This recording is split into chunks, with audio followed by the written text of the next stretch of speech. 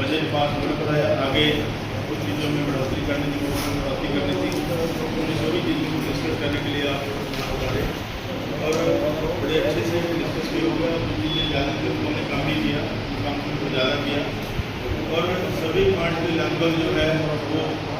Discussion हुआ है। Baddi hospital को एसडीएम साहब का भी, मेरा भी, हमारे जीएम और महेंद्र साहब का भी सपना है कि इसको हम पीजे के लेवल का हॉस्पिटल बनाने। नहीं वो नहीं मिलेगा, उसको ऐसे बिल्कुल मानता हूँ। नालागढ़ के बजाय उसको रेफर करने की बजाय सीधे पीजीआई पे नालागढ़ जाते हैं, नालागढ़ वाला पीजीआई उससे बहुत ज़्यादा बंद कर दिया।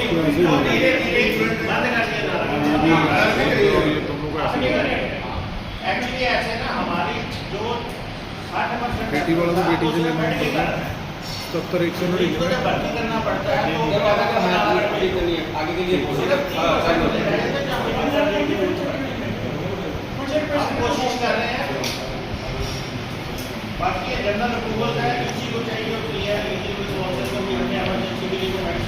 आरकेएस की बैठक हुई है, इसमें क्या क्या महत्वपूर्ण निर्णय लिए गए? आरकेएस की बैठक जो है बद्दी हॉस्पिटल में काफ़ी समय से लंबित थी और इसमें काफ़ी महत्वपूर्ण चर्चा जो हमने की है कि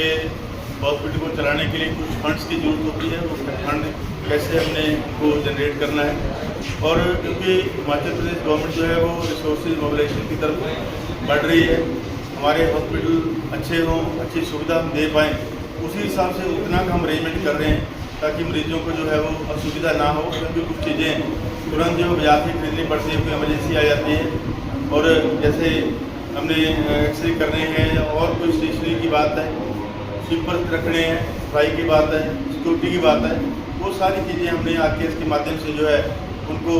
आउटसोर्स करने की उनकी हमने सैलरी भी तय की है और क्या क्या काम इसमें हमने करने हैं वो इनको हमने छूट भी दी है। कुछ इमरजेंसी दवाइयाँ 1 लाख रुपये तक का खर्चा इसके माध्यम से करने के लिए भी हमने इस मीटिंग में आज उसको अप्रूव किया है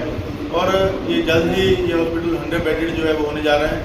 इसको पीजीआई लेवल का हॉस्पिटल हम बनाने जा रहे हैं, यहाँ पे ब्लड बैंक की सुविधा हो उसकी भी हमने चर्चा की है और बाहर हमारे जो पेशेंट्स के साथ अटेंडेंट होते हैं उनको बैठने के लिए हमारे पास जो वेटिंग एरिया है वो भी हो, कैफेटेरिया जो है हम इसमें बनाएंगे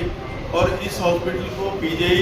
चंडीगढ़ और 16 सेक्टर के साथ पैरेलमेंट करने के लिए जो है मैंने डॉक्टर साहब को बोला कि गवर्नमेंट को लिखें और कॉपी मुझे करें, उसको भी मैं माननीय मुख्यमंत्री से अप्रूव करा के इसको जब भी नालागढ़ हॉस्पिटल है, बद्दी वाला हॉस्पिटल अभी पीजीआई के साथ इन्वेस्टमेंट इसकी नहीं हुई है तो उसको भी पहल किया जाएगा। और इसके अलावा हमारे जो स्टाफ हैं, हमारे जो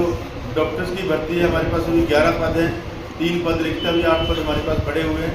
लेडीज स्पेशलिस्ट की तैनाती हमने कर दी है और अन्य जो 3 पद 14 पद हमें हमारे इसमें सेंक्शन होगी जब हमारा ये 100 बेडेड हो जाएगा। ओपीडी हमने बाहर निकाल दी है क्योंकि अगर इस बिल्डिंग में ओपीडी करते तो ये 100 बेड जो है वो नहीं बन पाता। CSR के तहत लगभग 1.5 करोड़ की इक्विपमेंट जो है हमने लगा दी, एक्सरे मशीन कर दी और की मशीनें हमने लगाई हैं ताकि इस हॉस्पिटल को जो है वो सभी सुविधाओं से लेस हॉस्पिटल हम बनाएं।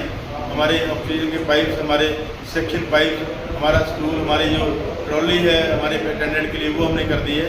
और प्राइवेट रूम के लिए भी हमने 1000 रुपया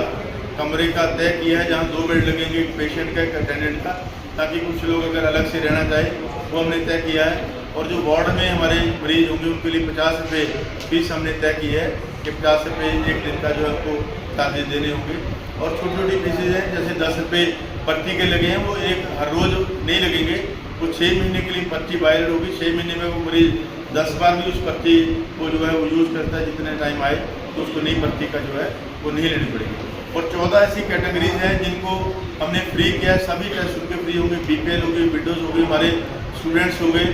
और हमारे एकल नारी है और ऐसी 14-15 कैटेगरीज हैं जिनको हमने टोटली जो है टेस्ट उनके फ्री होंगे, सभी सुविधाएं गवर्नमेंट की तरफ से उनको फ्री दी जाए। धन्यवाद।